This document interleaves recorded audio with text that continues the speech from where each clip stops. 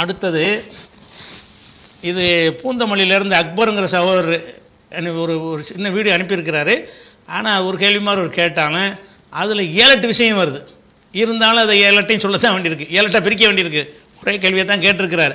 அதில் என்னென்னு கேட்டால், பூந்தமல்லியில் அகல ஹதீஸ் பள்ளியில் ஒருத்தர் வந்து பயான் பண்ணுறதுக்கு வந்திருக்கார், வெளியூர்லேருந்து வந்திருக்கார் முன்னாடி.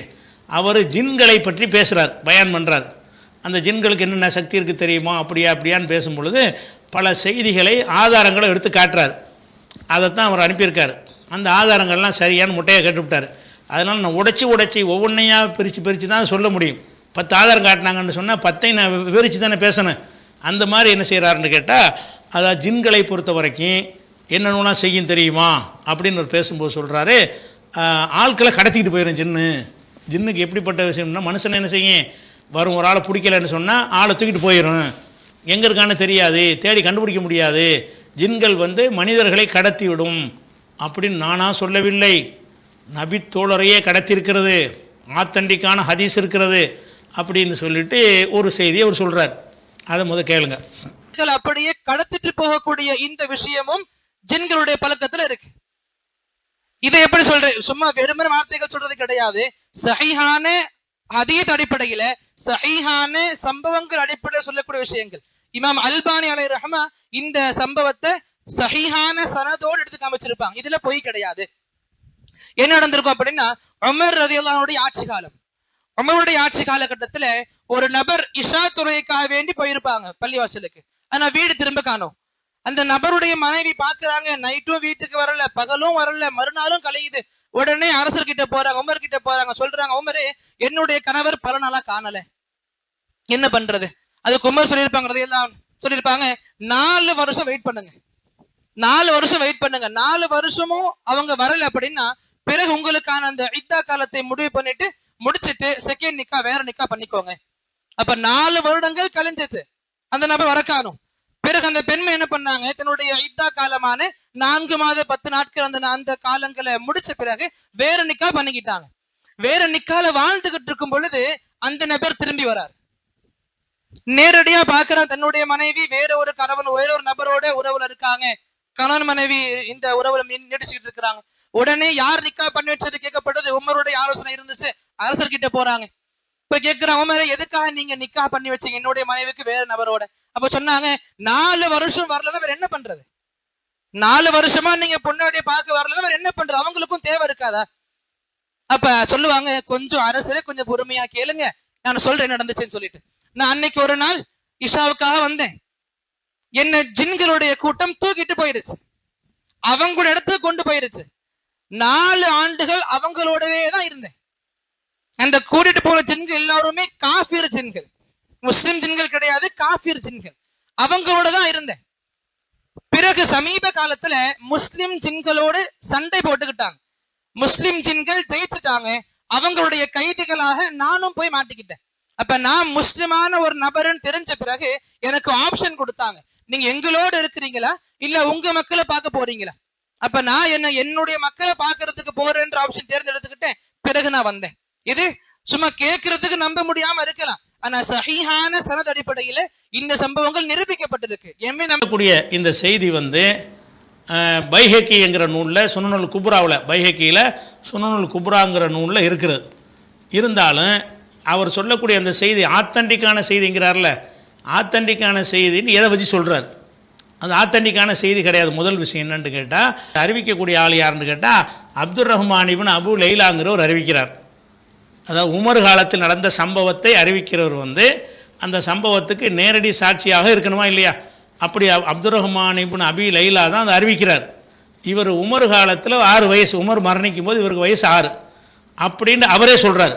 அப்துர் ரஹ்மான் அபு லைலாவை சொல்லியிருக்கிறாரு, உமருக்கு 6, உமருடைய மரணிக்கும் போது எனக்கு வயசு 6 அப்படிங்கிறார். மரணிக்கும் போதும் 6, இந்த சம்பவம் நடக்கும்போது 5 இருக்கும், 4 இருக்கும், 3 இருக்கும், 2 இருக்கும். அப்போ உமர் ரலியல்லாஹு அன்ஹு காலத்தில் நடந்துச்சுன்னு சொல்லக்கூடிய ஒரு ஆள் உமர் ரலியல்லாஹு அன்ஹு அவர்களை சந்தித்தவராகவோ அவரிடம் கேட்டவராக இல்லை என்ற காரணத்தினால் இந்த ஹதீஸை வந்து அவரே சொல்றார், உலித்துலி சித்தி சனீன பக்கியத்து மின் ஹிலாஃபத்தி உமர், உமருடைய ஹிலாஃபத்தில் 6 ஆண்டு மிச்சமாக இருக்கும்போது நான் பிறந்தேன் அப்படின்னா அவர் மரணிக்கும் போது எனக்கு வயசு 6 அப்படின்னு அவர் சொல்லியிருக்கிறார். அதே மாதிரி வந்து அவர் உமர்கிட்ட எதையும் செவியுறவில்லை என்று சொல்லி ஷுபா வக்கி ஆகிய 2 பேரும் என்ன செய்கிறாங்க, மறுக்கிறாங்க. கேட்டதே கிடையாது. இவர் வந்து இந்த சம்பவத்தை உமர் காலத்தில் நடந்திருந்தால் இந்த விசாரணை நடக்கிற சபையெல்லாம் இருந்திருக்கணும்ல. அந்த ஜின்னை பற்றி புகார் வந்து ஒரு பெண் புகார் கொடுத்தது, உமர் கொடுத்த ஃபத்வா எல்லாத்தையும் அறிவிக்கிறார். அப்படி இருக்குமே ஆனால் உமரை வந்து இவர் செவியுற்றிருக்கணும். செவியுறவில்லைங்கிறாங்க யார், ஷோபா வைக்க வேணாம். மேலும் சொல்கிறாங்க வளார அவர் பார்க்க கூட இல்லை. அவர் வந்து உமரை பார்க்கறதுக்கு சின்ன பிள்ளை விட மாட்டாங்க, கூட சந்தித்தது கூட கிடையாது. அல்லது மதீனாவில் இல்லாமல் கூஃபாவில் இருந்தார்னு ஒரு தகவல் வேறு இருக்குது. அப்படி இருந்து அவர் பார்த்துருக்கக்கூடிய காலத்தால் அவர் 6 வயசாக இருந்திருக்காரே தவிர அவர் மதீனாவில் இருந்து உமரை பார்க்குற அளவுக்கு அவர் இருக்கவில்லை. அதே மாதிரி இப்னு மயின் சொல்கிறாங்க லம் யரஹு, அவர் வந்து உமரை பார்த்ததே கிடையாது. உமர் காலத்தில் 6 வயசாக இருந்தால் கூட மதீனாவில் இருந்து பார்க்குற ஒரு நேரத்தில் இருந்திருக்குன்னு. மதீனாவுக்கு அவுட்டில் சின்ன 6 வயசு பிள்ளையெல்லாம் சந்திக்க கூட்டிகிட்டு போவாங்க. அந்த மாதிரியான காரணத்தினால வச்சு என்ன செய்கிறாங்கன்னா அவர் பார்க்கலன்னு சொல்கிறாங்க. அதனால லம் யஸ்மா மின் உமர் இவர் எதையும் கேட்டதே கிடையாது. உமர் சம்பவத்தை அறிவிக்கிறவர் வந்து உமரை பார்க்காதவராக இருக்கிறார். இப்னுல் மதீனி சொல்கிறாங்க லம் யஸ்புத் இந்தனா மின் ஜிஹத்தின் சஹீஹத்தின், ஆத்தண்டிக்கான வழியில் நம்மள்கிட்ட நிரூபணமாகவில்லை. அன்னபுன அபி லைலா சமியமின் உமர், இப்னு அபி லைலா அப்துல் ரஹ்மான் இப்னு அபி லைலா என்பவர் உமர்கிட்ட செவியுற்றார் என்பதற்கு எந்த ஒரு ஆத்தண்டிக்கான ஒரு நிரூபணமும் இல்லைன்னு சொல்லி இப்னுல் மதீனி சொல்கிறார். அபு ஹாத்தம் ராசி சொல்கிறாங்க லா யஸிஹுலஹு சிமாவுன் மின் உமரிடத்தில் அவர் செவியுற்றார் என்பது சரியான செய்தி இல்லை. செவியுற்றதாக யாராவது சொன்னார்களே ஆனால் அது தப்பு அப்படின்னு அபு ஹாத்தம் சொல்கிறார். அபு ஹாத்தம் அல்ல, அபு ஹாத்தத்தை இப்போ மிஸ்ருஹு கால இவரை மாதிரியே சொல்லியிருக்கிறார்கள். இப்னு அபி ஹைசமா என்பவரும் ஒரு நசை என்பவரும் ஒரு தாரகுத்தினி என்பவரும் என்ன செய்கிறாங்க சொல்கிறாங்க. அதே மாதிரி அபு யாலா சொல்கிறாரு எர்வியன் உமர், இவர் உமர் வழியாக சில செய்தியில் அறிவிக்கிறார். உல் ஹுஃபாது ஹதீஸ்களை மேதைகள் லா யுஸ்பித்துன சிமாஹு மின் உமரிடமிருந்து இவருக்கு செவியுற்றதை அவர்கள் நிரூபிக்கவில்லை, ஏற்றுக்கொள்ளவில்லை அப்படிங்கிறார். அப்போ முஸ்லீம் என்ன செய்கிறாருன்னு கேட்டால் முஸ்லீமுடைய முகத்திமாவில் மாத்திரம் ஒரு வார்த்தை வரும், காது ஹஃபில் அன் உமர் வழியாக சில விஷயங்களை மனப்பாடம் செஞ்சுருக்கிறார்னு அவர் முஸ்லீம் மட்டும் சொல்கிறார். ஆனால் அதை விட ஆய்வு செஞ்ச அறிஞர்கள்னால் அந்த வயசு அந்த தன்மை எல்லாத்தையும் ஆராய்ச்சி பண்ணி இல்லைங்கிறாங்க. அவர் ஒரு ஆள் தான் அவர் சொல்கிறாரே தவிர மற்றபடி என்ன இல்லை, உமரை வந்து சந்தித்ததுக்கு இல்லை. அதே மாதிரி உமர் வந்து காலுரையில் மசகு செஞ்சதை அவர் தான் பார்த்ததாக சொல்லியிருக்கிறாருன்னு சொல்லி தஹபி வந்து ததுக்கிரத்துல் ஹுஃபாலுங்கிற சொல்கிறாரு. அப்படி என்ன தான் இருந்தாலும் அவர் சொன்னதும் முக்கியமான ஆதாரம். நானே 6 வயசு பிள்ளையாக இருந்தேங்கிறார். அப்போ 6 வயசாக பிள்ளையாக இருந்துக்கும் போது எப்போ 6 வயசு பிள்ளை, மரணிக்கிற நேரத்தில். உமர் மரணிக்கும் போது 6 வயசு பிள்ளை. இந்த சம்பவம் வந்து இன்னொரு 5 வருஷம் முந்தைய நடந்துச்சுன்னு வைங்க, இவர் பிறந்து கூட இருக்க மாட்டார். இவர் இந்த சம்பவம் நடந்தது இவர் ஒரு மரணிக்கும் போது தானே 6 வயசு. உமர் மரணிக்கும் போது 6 வயசு. ஒரு 6 வருஷத்துக்கு முந்தி உள்ள சம்பவமாக இருந்துச்சுன்னு வைங்க, இவர் பிறந்து கூட இருக்க மாட்டார். அப்படிங்கிறத காரணத்தை வச்சுக்கிட்டு முஸ்லீமும் தஹபியும் சொல்வதை வைத்து தான் சொல்கிறாங்க. அதை விட ஆத்தண்டிக்க ஆய்வு செய்யக்கூடியவர்கள் அவருடைய கூற்றை ஆதாரமாக வைத்து, சம்பந்தப்பட்டவருடைய கூற்றை ஆதாரமாக வைத்து மறுக்கிறாங்க. அதனால் அந்த ஒரு விஷயம் இல்லை. ஒன்று பொய், ஜின்னு போய் கடத்துனுச்சின்னு ஒருத்தர் புகார் பண்ணுற அந்த சம்பவத்தை நீங்கள் அவர்கிட்ட கேட்டு தெரிஞ்சுக்கிட்டீங்க. அது என்ன, அது விலைக்கு சொல்ல தேவையில்லை. ஒரு ஆளை கடத்திட்டு போச்சுன்னு சொல்கிற விஷயம் இருக்குல்ல, கடத்திட்டு போய் 4 வருஷம் வச்சுருந்துச்சான், 4 வருஷம் மறைச்சி வச்சுக்கிட்டாங்க, கடத்திட்டு போயிட்டாங்கன்றது இருக்குல்ல, அந்த வேலையெல்லாம் அவங்க சொல்ல மாட்டாங்க. ஒரு விஷயமாச்சா சனது சரியில்லை. சரி, கருத்தாச்சும் சரியா அப்படின்னு சொன்னால், அதாவது ஜின்கள் ஷைத்தான் ரெண்டையும் மெர்ஜி பண்ணி தான் அவர் பேசுகிறார். ஷைத்தானுக்குன்னு வர்றதெல்லாம் ஜின்னு என்ன செய்கிறாரு சொல்கிறார். நம்ம அப்படியே வச்சுக்கிறோம், ஜின்னு ஷைத்தான் ரெண்டையும் வச்சுக்கிறோம். அந்த ஜின்னு ஷைத்தானை பற்றி குரானில் வந்து 14-22 வசனத்தில் என்ன சொல்லப்படுதுன்னு கேட்டால், அதாவது லம்மா குலியல் அமர் அல்லாஹ் தீர்ப்பளித்த உடனே அல்லாஹ் என்ன ஷைத்தான் என்ன செய்வான்னு கேட்டால் நம்மகிட்ட வந்து சொல்லுவான். அல்லாஹ் தீர்ப்பளிச்சிடுவான். எப்படி தீர்ப்பளிப்பான்? நம்ம கெட்ட ஆளாக இருந்தோம்னு வைங்க, நம்ம இணை கற்பிக்கிறவராக அல்லாவுக்கு மாறு செய்கிறவராக நம்ம இருந்தோம் என்று சொன்னால் அல்லாஹ் காப்பாற்ற நமக்கு நரகம் நல்லா தீர்ப்பளிச்சிடுவான். அப்படி தீர்ப்பளித்தவனை ஷைத்தான் வருவான். வந்து என்ன செய்வான்னு கேட்டால், இன்னல்லாஹ வாதக்கும் வாதல் ஹக்கை, அல்லாஹ் உங்களுக்கு உண்மையான வாக்குறுதி உங்களுக்கு சொன்னான். வாழ்த்துக்கும் நானும் ஒரு பொய்யான வாக்குறுதி உங்களுக்கு சொல்லி மீறிட்டேன். அதனால் ஒமா காணலி அலைக்கும் மின் சுல்தானின், உங்கள் மீது எனக்கு எந்த ஒரு அதிகாரமும் கிடையாது. நான் சொன்ன நீங்கள் கேட்டுக்கிட்டீங்க. இல்லான் தாவத்துக்கும், நான் உங்களை அழைத்தேன் பஸ்தஜப்துமில்லி, நீங்கள் கேட்டுக்கிட்டீங்க. ஃபலா தலுமுனி, என்னை நீங்கள் பழிக்காதீங்க, நான் உங்களை இழுத்துக்கிட்டா போனேன். உங்கள் மீது ஆதிக்கம் செலுத்துகிற அதிகாரம் எனக்கு இல்லைன்ட்டான் சைத்தான். ஜின்கள் கடத்திருச்சுங்கிறீங்களே, ஆழத்துக்கிட்டு போகிற அளவுக்கு நீங்கள் சொல்கிறீங்க.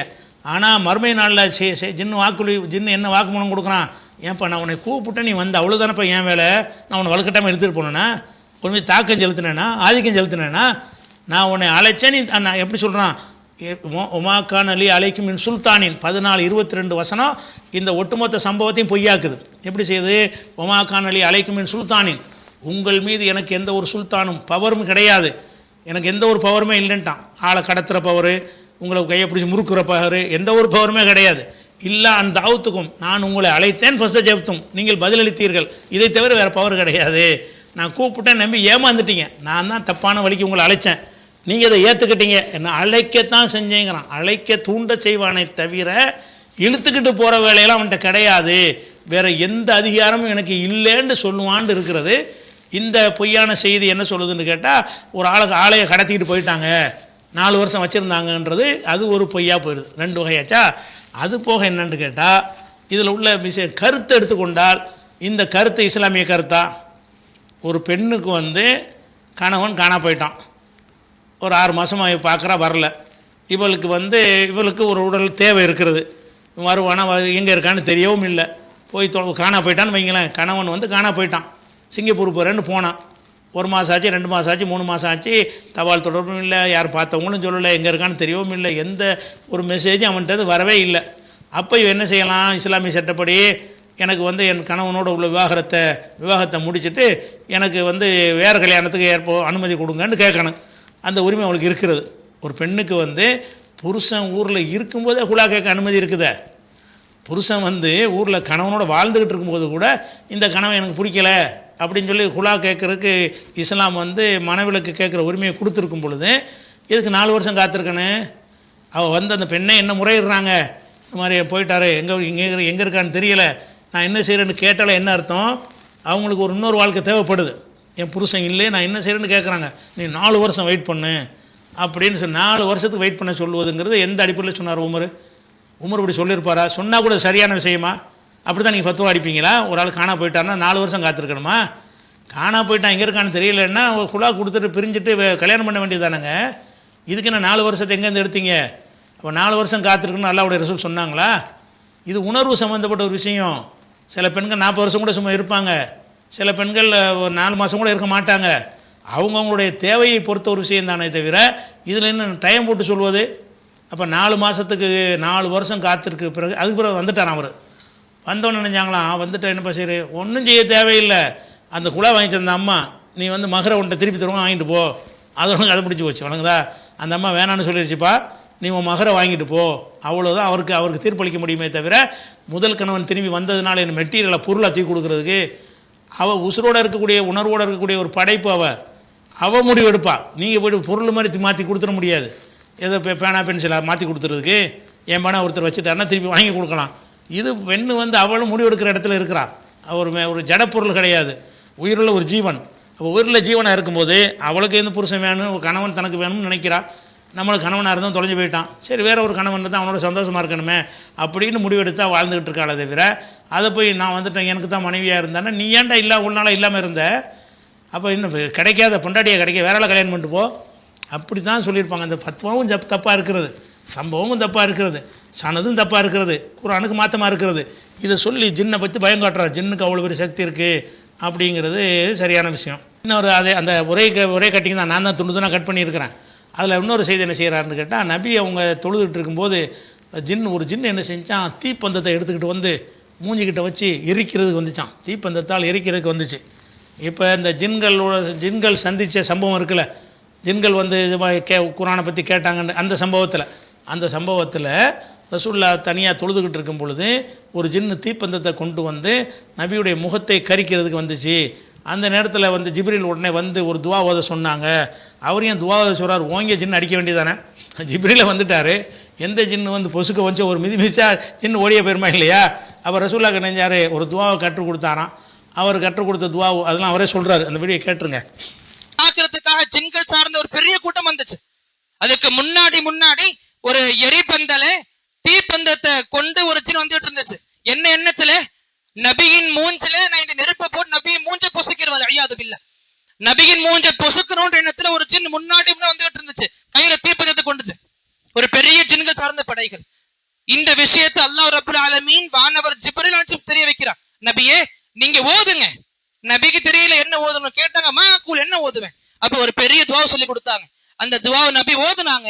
இந்த துவா ஓத துவா முடியும் பொழுது எந்த தீப்பந்தத்தை கொண்டு ஒரு ஜின் முன்ன வந்துச்சோ அந்த தீப்பந்தத்துல உள்ள தீ முழுமையா அணைஞ்சு போச்சு. இதை பார்த்த மத்த ஜின்களுக்கு பயம் ஏற்பட்டுருச்சு. வந்த வழியை பார்த்து ஓடி போயிட்டாங்க. ஹதீஸ் சஹீஹானது.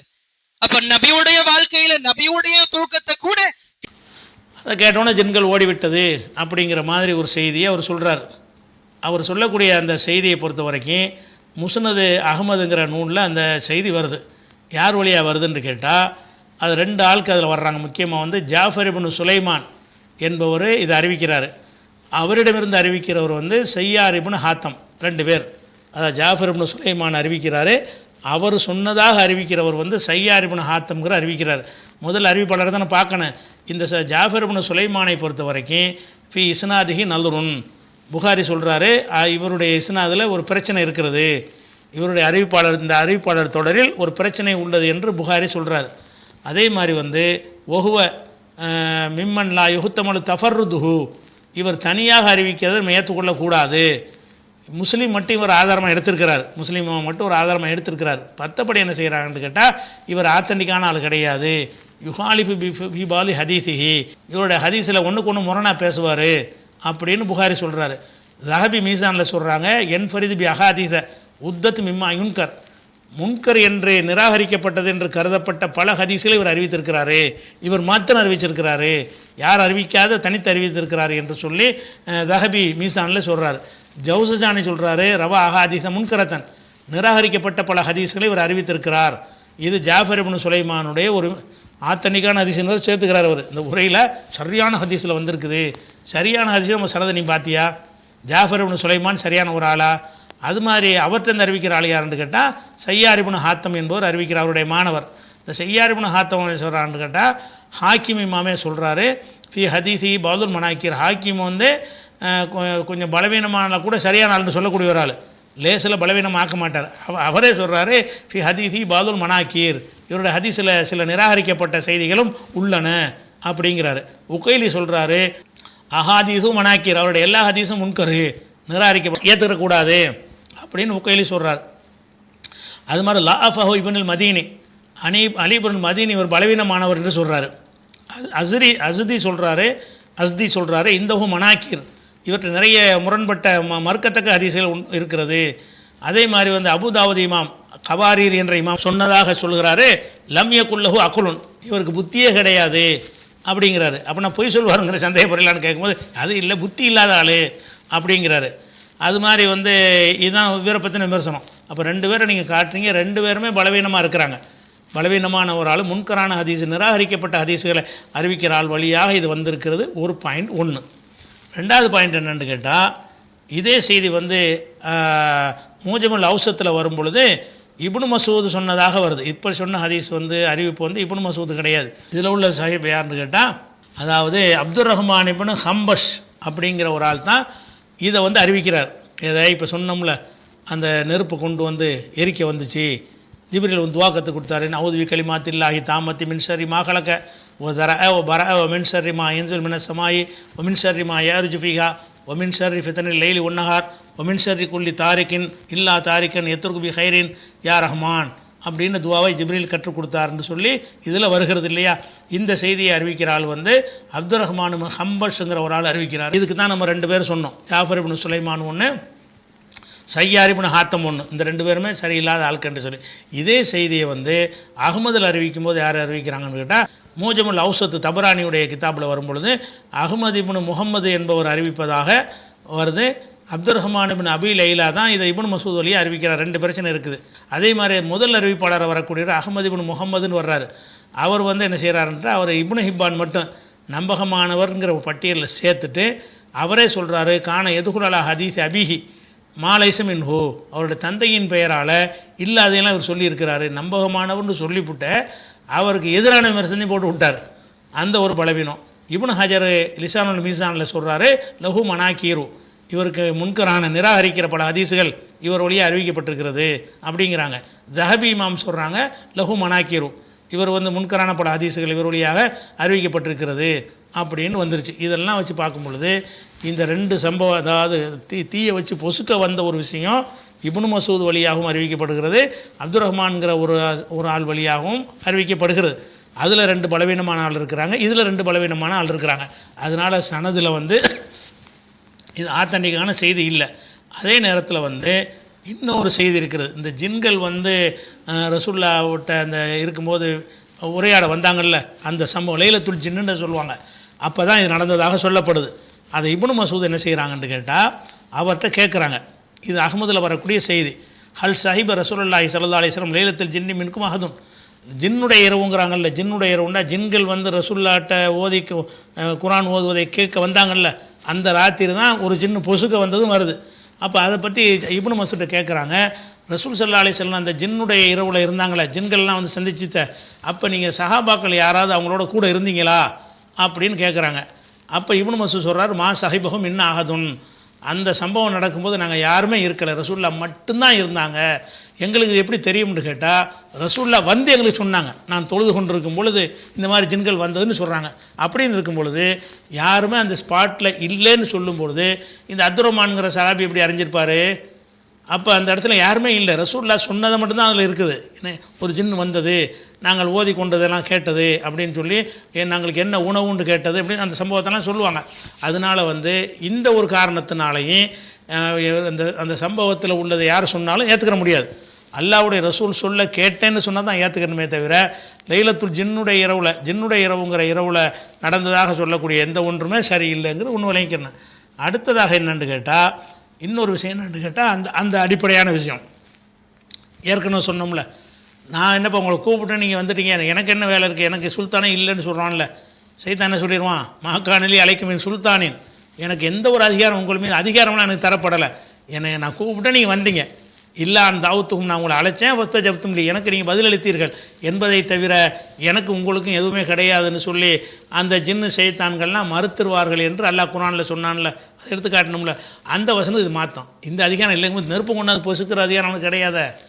அவன் எதோ தப்பான வழிக்கு கூப்பிடுவானே தவிர, கூப்பிட்றோன்னா மனசில் தவறான எண்ணங்களை யுவசிவிசுஃபி சுதூரின்னாஸ், மனித உள்ளங்களில் தப்பான எண்ணத்தை போடுவான், மின்னல் ஜின்னத்தி உன்னாஸ், அது ஜின்கள்லையும் மனிதர்களே இருக்கிறார்கள் நல்லா சொல்கிறான்ல, அந்த மாதிரியாக மனித உள்ளங்களில் தீய எண்ணத்தை போடுவான், திருடுன்னு போடுவான், கொலை செய்யின்னு போடுவான். போட்டவன் நீங்கள் என்ன செய்கிறீங்க, நீங்களா மயங்கி வந்துட்டு போய் விழுதுறீங்களே தவிர உங்களை கையை பிடிச்சிட்டு திருட கூட்டிகிட்டு போக மாட்டான். கையை பிடிச்சிட்டு போய் சினிமா கோட்டையில் டிக்கெட் எடுத்து கையில் தரமாட்டான், உங்களை தூண்டி தான் விடுவான். அப்போ எனக்கு தூண்டுவதை தவிர எனக்கு ஒன்றும் இல்லைன்னு சொல்லியிருக்கும் பொழுது முகத்தை கறிக்கிறதுக்கு நெருப்பு கொண்டு வந்து இவர் எப்படியா எரிச்சிருன்னு அப்படின்னு சொல்கிற அளவுக்கு வந்தான்ங்கிற வேலையெல்லாம் ஜின்னு கொடுக்கப்படல. அது பவரான படைப்பு தான். அவங்களுக்கு நம்மள்கிட்ட டிஸ்டர்ப் பண்ணுற அதிகாரம் கொடுக்கப்படவே இல்லை. அவங்க என்ன அதிகாரம் கொடுக்கப்பட்டிருக்குன்னா மனசில் நுழைஞ்சு கெட்ட எண்ணத்தை போடுறது தவிர வேறு எந்த அதிகாரமும் கொடுக்கப்பட்டதில்லைங்கிறதுனால இந்த ஒரு சம்பவமும் ஒரு தப்பான செய்தியாக தான் இருக்கிறது. அதே மாதிரி என்ன செய்கிறாருன்னு கேட்டால், அவர் சைத்தான் நம்மளை பைத்தியம் பிடிக்க வைப்பான், நம்ம பைத்தியம் வருதுல்ல, இந்த பைத்தியம் பிடிக்கிறது சைத்தான்ல தான் வருது அப்படின்னு சொல்லி ஒன்று பேசுகிறார். அந்த வீடியோவும் கேட்டுருங்க. என்னன்னா, ஜின்கள் மனித உடம்புல ஏறுமா? ஜின்களுடைய தீண்டல்கள் மனித உடம்பின் மீது இருக்குமா? ஜின்களுடைய தாக்குதல் மனித உடம்பின் மீது இருக்குமான்னு கேட்டா, நிறைய அறிவு சார்ந்து பேசக்கூடிய மக்கள் இதை நிராகரிப்பாங்க. குர்ஆன் ரீதியா என்ன இருக்கு, அல்லாஹ் எங்க சொல்லியிருக்கான்? அல்லாஹ் சொல்லுவான், அல்லதீன யஅகுலூன ரிபா, எந்த மக்கள் வட்டி உண்பார்களோ, வட்டியை உண்ணக்கூடிய மனிதர்கள் அல்லாஹ் சொல்லுவான், லா யகூமூன், மறுமை நாள் அவங்க எப்படி எழுவாங்க தெரியுமா? லா யகூமூன் இல்லா கமா யகூமுல் லதி யதகபதஹு ஷைத்தானு மினல் மஸ், ஷைத்தானினால் தீண்டப்பட்ட ஒரு மனிதன் எந்த பைத்தியம் பிடிச்ச நிலையில எழுந்திருப்பானோ அதே போல வட்டி உண்ணக்கூடியவர்களும் அல்லாஹ்வுக்கு முன்னாடி அப்படி எழுந்திருப்பாங்க. அப்ப வட்டி இந்த அளவுக்கு மோசமானது. வட்டி உண்ணக்கூடிய மக்களுடைய எழுச்சியை பத்தி அல்லாஹ் சொல்லுவான், ஷைத்தானால் தீண்டப்பட்ட மனிதர்கள் எப்படி பைத்தியம் பிடிச்ச நிலையில் எழுந்திருப்பாங்களோ. வசனம் தெளிவாக காட்டுது, ஷைத்தான்களினால் ஜின்களினால் மனிதர்கள் தீண்டப்படுவார்கள், வாய்ப்புகள் இருக்கு. இதுதான் அவர் சொல்லக்கூடியது. ஒழுங்குதா, சைத்தானால் என்ன செஞ்சு பைத்தியம் பிடிச்சிங்கிறார். அவர் சொல்லக்கூடிய வசனம் குர்ஆனில் உள்ளது தான். அந்த வாசகமும் தெளிவாக நேரடியாக தான் இருக்கிறது. எப்படி அல்லதீன யகுமுன ரிபா, யார் வட்டியை சாப்பிடுகிறார்களோ லா யகூமுன, அவர்கள் எழுந்திருக்க மாட்டார்கள், இல்லாக்கமா யகூம் உள்ளது யதகபதுஹு ஷைத்தானு மினல் மஸ், ஷைத்தானுடைய தீண்டுதலுக்கு உள்ளானவன் எந்திரிப்பான அவனை போல தவிர எந்திரிக்க மாட்டார்கள். வட்டி வாங்கினவன் ஷைத்தானால் தீண்டப்பட்டவன் எழுவது போல எழுவார்கள்னு வருது. அப்போ ஷைத்தானால் தீண்டப்பட்டவன்கிறதுக்கு அர்த்தம் என்னன்னா பைத்தியம் பிடிச்ச மாதிரி எழுவார்கள்னு வருது. அப்போ ஷைத்தான் தீண்டுவதனால தான் பைத்தியம் ஏற்படுது என்று என்ன செய்கிறாங்க, இந்த வசனத்தை பல பேர் அப்படி தான் புரிஞ்சுக்கிட்டு இருக்கிறாங்க. இவர் மட்டும் புரியலை, நிறைய புரிகிறாங்க. ஆனால் சில பேர் என்ன செய்கிறாங்கன்னா இதை மறுக்கிறாங்க, எப்படி புரியக்கூடாது. ஏன்னு கேட்டால் ஷைத்தானுடைய வேலை வழிகெடுக்கிறது தான். வழிகெடுக்கிறவனுக்கு கிறுக்கனாக்குவானா? கிறுக்கனாக்கிட்டா அவனுக்கு லாபம் கிடையாது. கிறுக்கனாக்கிட்டா நான் நரகத்துக்கு போக மாட்டேனே. என்னை கிறுக்கனாக ஆக்கிட்டா கிறுக்கனுக்கு நரகம் இருக்கா? கிறுக்கனுக்கு கேள்வி கணக்கு இருக்குதா? கேள்வி கணக்கு இல்லாமல் பாவம் செய்யாமல் ஆக்கினால் அவர் சைத்தானுக்கு லாஸ் இல்லை, நஷ்டம் இல்லை. நிறைய பேர் வழிகெடுக்கணுமே. வழிகெடுக்க வர்றவன் நம்மளை சுய நினைவோடு வச்சுக்கிட்டு தான் வழிகெடுப்பானே தவிர நம்மளால லூஸாக்கி விட்டு போயிட்டான்னா சைத்தான் யாரையும் வழிகெடுக்கலை, எல்லாம் சொர்க்கவாசி ஆகிட்டான்னு அர்த்தமாயிரும். எல்லாத்தையும் கிறுக்கன் ஆகிட்டான்னு சொன்னால் கிறுக்கன்லாம் சொர்க்கத்தானே போவான். அதுக்கு முன்னாடி ஏதாவது செஞ்சுருந்தால் அதுக்கு அதெல்லாம் மன்னிக்காமல் இருந்தால் தண்டனை கொடுப்பான். அந்த கிறுக்கனானதுக்கு பிறகு அது சைத்தானுக்கு விருப்பமான எந்த காரியத்தையும் அவன் செய்ய மாட்டான். செஞ்சாலும் அவன் செஞ்சது இல்லை. அப்படி இருக்கும் பொழுது சைத்தான் பைத்தியம் முடிக்க வைக்குவானா? அது சைத்தான் நான் வழிகெடுப்பேன்னு தான் அவர்கிட்ட சொன்னான். என்ன சொல்லிட்டு வந்தாங்களா, உல்லில்லன்னஹும், அவங்கள வழிகெடுப்பேங்கிறான். இது வழிகெடுக்கிறதா? ஒருத்தனை கிறுக்கனாக்குறது வழிகெடுக்கிறதாங்கிறான். வழிகெடுக்கிறது இல்லை, அவனை சொர்க்கத்துக்கு செல்லக்கூடிய பாதையை லேசாக்குறது. கிறுக்கனாகிட்டு அவன் சொர்க்கத்துக்கு போயிடுவான், எந்த பாவத்துக்கும் கேள்வி கிடையாது. அப்படி ஒரு நிலை இருக்கும் பொழுது அப்போ சைத்தான் அதை செஞ்சாங்கிறது, கெட்ட காரியத்தை சைத்தானோட சேர்த்து பேசுகிறதுங்கிறது அன்றைய அரபுகள்கிட்ட சர்வசாதாரணமாக இருந்தது, முந்தைய சமுதாயத்தில் இருந்தது. அதாவது நல்ல காரியங்களை அல்லாவின் பக்கமும் கெட்ட காரியங்களை சைத்தானின் பக்கமும் சேர்த்து பேசுவது நல்ல மனிதர்களுடைய வழக்கமாக இருந்திருக்குது. அன்றைய அரபுலே நல்ல மனிதர் என்ன செய்வாங்க, சைத்தான் போட்டு என்னை கஷ்டப்படுத்துகிறானே, சைத்தான் போட்டு என்னை வறுமையில் ஆக்குறானு அப்படி என்ன செய்வாங்க, சொல்லுவாங்க. வறுமையை சைத்தானை கொண்டு வரான் அப்படி கிடையாது, அல்லாவை சொல்லக்கூடாதுங்கிறதுக்காக வேண்டி சைத்தான்னு சொல்லிக்கிடுவாங்க. அந்த மாதிரியான வார்த்தை பிரயோகம் இருக்கிறதுனால தான் அய்யூப் நபி அவர்களுக்கு ஏற்பட்ட கடுமையான நோய், தாங்க முடியாத வேதனை, அதை பற்றி அல்லாவிடத்தில் அவர் பேசும்போது சொல்கிறாரு, ரப்ப அன்னி மசனிய ஷைத்தானும், ஷைத்தான் என்னை தீண்டி விட்டான், பின் உஸ்பின் அதாப், கஷ்டத்தினாலையும் வேதனையினாலையும் என்னை தாக்கி விட்டான், சைத்தான் இவ்வளோ கஷ்டம் கொடுத்துட்டானே. அப்போ நோயை கொடுத்துலாம் சைத்தானா? உடம்புலாம் சிறங்கு வந்துச்சுலாம் சொல்கிறாங்களே, இன்னும் பல நோய்கள் உபாதைகள் அதெல்லாம் சைத்தானை கொடுத்தான்? சைத்தான் கொடுக்கல, அல்லா தான் கொடுத்தான். ஆனால் என்ன செய்கிறாரு, சைத்தான் கொடுத்தா சொல்கிறார். அந்த மாதிரி அது போக நம்ம ஏற்கனவே சொன்ன 14-22 வசனம் இருக்குல்ல, அதுக்கு முரண் இல்லாமல் வழங்கணும்ல. அதில் என்ன வருதுன்னா, மாக்கானலி அழைக்குமின் சுல்தானின், உங்கள் மீது ஆதிக்கம் செலுத்தக்கூடிய சக்தி எனக்கு கிடையாது. கிறுக்கனாக்குறது ஆதிக்கம் செலுத்துறது, நான் கூப்பிடுவேன், நீங்கள் ஏற்றுக்குருவீங்க, அவ்வளவுதானே தவிர என்னால் உங்கள் மீது எந்த ஒரு தாக்கத்தையும் ஏற்படுத்த முடியாது என்று சைத்தான் சொல்வதாக 14-22 வசனத்தில் அல்லாஹ் சொல்லி காட்டுறான். அப்படி இருக்கும் பொழுது அவன் எப்படி கிறுக்கனாக்குவான்? அப்போ சைத்தான் பிடிக்கப்பட்டவன்கிறது கிறுக்கனுக்கு சொல்கிற வார்த்தை அரபில் இப்படி ஆயிடுச்சு. எந்த கிறுக்கனாலும் சைத்தான் முடிச்சிருக்கு. நம்ம அந்த நம்பிக்கை இல்லாத ஆள் கூட அப்படி சொல்லுவாங்க, சைத்தான் முடிச்சிட்டான்னு சொல்லி. சைத்தான் முடிச்சான்னு என்னென்னு கேட்டால், அந்த மக்கள் கிறுக்கு பிடிக்கிறது சைத்தான் வேலைன்னு அந்த மக்கள் நம்பினாங்க. நம்பிட்டு அந்த வார்த்தையை மக்கள் பயன்படுத்திட்டு வந்தாங்க. எவனுக்காக பைத்தியம் முடிச்சா சைத்தான் முடிச்சிட்டான்னு சொல்லுவாக. அவங்க விளங்குறதுக்காக வேண்டி, அவங்க பாசையில் இறங்கணுங்கிறதுக்காக வேண்டி அதே ஸ்டைலில் அல்லாவும் சொல்லியிருக்கிறான்னு இருக்கிறத தவிர இதை வச்சுக்கிட்டு சைத்தான் நம்மளை பைத்தியமாக்குவான் அப்படின்லாம், சைத்தானுக்கு பைத்தியமாக்குனா அவனுக்கு லாஸ். அப்படி ஆக்க மாட்டான். ஆக்கினா நம்மளை கெடுக்க முடியாது. அதை ஒரு விஷயத்தை விளங்கிக்கிறணும். அதே மாதிரி இன்னொரு ஹதீஸ் சொல்கிறார். என்ன சொல்கிறாருன்னு கேட்டால், அதாவது சைத்தான் ரத்த நாளங்கள்லாம் பூந்துருக்கான், ஜின்கள்னால் ரத்த நாளங்கள்லாம் ஓடிக்கிட்டு இருக்கிறார்கள் அப்படி இப்படின்னு சொல்லி வச்சுக்கிட்டு, இதனால் சைத்தான் மேலாடுவான்ங்கிறார். என்ன சொல்கிறாருன்னு கேட்டால், ஒரு ஹதீஸ் அவர் சொல்லும்போது கேட்டுருங்க. நபி சொல்லுவாங்க, இன்ன ஷைத்தான் யஜ்ரி மின் பனி ஆதம் மின் இப்னி ஆதம் மஜ்ரத்தம், ஷைத்தான்கள், அந்த கெட்ட ஜின்கள் ஷைத்தான்கள் மனிதர்களுடைய ரத்த நாணங்கள் வரைக்கும் போறதுக்கான ஆற்றல் கொண்டது. மனிதர்களுடைய ரத்த நாணங்கள், ரத்த நரம்புகள் வரைக்கும் போறதுக்கான ஆற்றல் மிகுந்த படைப்பு அல்லாஹ் ஜின்னு கொடுத்திருக்கான்.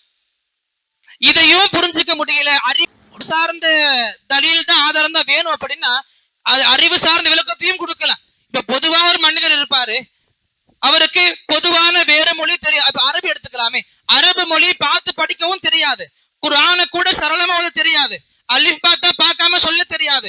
ஆனா இப்படிப்பட்ட மனிதர் மீது அரபு மொழி தெரிஞ்ச ஜின் ஏறுச்சு அப்படின்னா அரபு மொழியை சரளமாக பேசுவாங்க. அந்த மனிதர், எந்த மனிதர் அரபு மொழியை பார்த்து படிக்க தெரியாதோ அரபு மொழியை சரளமா பேசுவாங்க. கேட்கிற கேள்விக்கு அரபில பதில் கொடுப்பாங்க. சூறாக்கள் சொல்ல மாட்டாங்க, சூறாக்கள் சொல்லுவாங்க கிடையாது, அரபு மொழி பேசுவாங்க.